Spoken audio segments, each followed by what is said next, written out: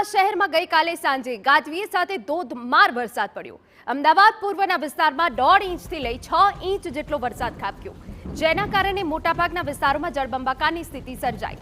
વરસાદથી પાણી ભરાતા અનેક સ્થળે ટ્રાફિક જામ થયો।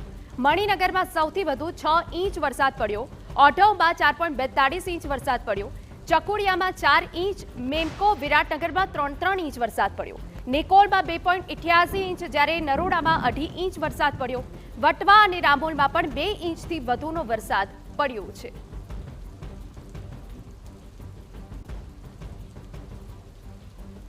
તો પૂર્વ વિસ્તારમાં 1.5 ઇંચથી લઈને 6 ઇંચ સુધીનો વરસાદ પડતા જળબંબાકારની સ્થિતિ થઈ ગઈ હતી।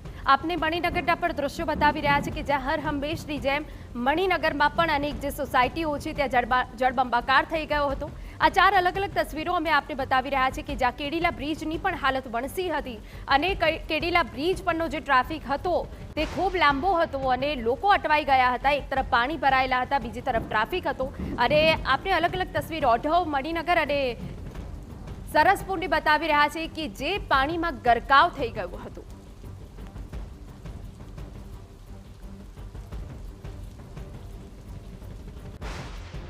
તો અલગ અલગ તસવીરો અમે આપને બતાવી રહ્યા છે કે જ્યાં ઓઢવ વિસ્તારમાં પણ અનેક જે સોસાયટી છે તે જળબંબાકારમાં ફેરવાઈ ગઈ હતી। અર્બુદા નગરમાં કે જ્યાં અનેક દુકાનોમાં પાણી ઘૂસી ગયા હતા।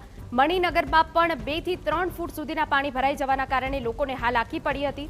વસ્ત્રાલ પાણીમાં ગરકાવ થઈ ગયું હતું। દાણી લીમડામાં ભારે ટ્રાફિક વચ્ચે અનેક જે મુખ્ય રસ્તાઓ છે તેમાં જળ ભરાવ થઈ ગયો હતો। અનુપમ સિનેમા વિસ્તાર કે જે હર હંમેશની જેમ પાણી ભરાવાની સ્થિતિમાં રહેતું હોય છે ત્યાં પણ ભારે ટ્રાફિક જામ થયો હતો અને 2 થી 3 ફૂટ સુધીના પાણી ભરાયા હતા।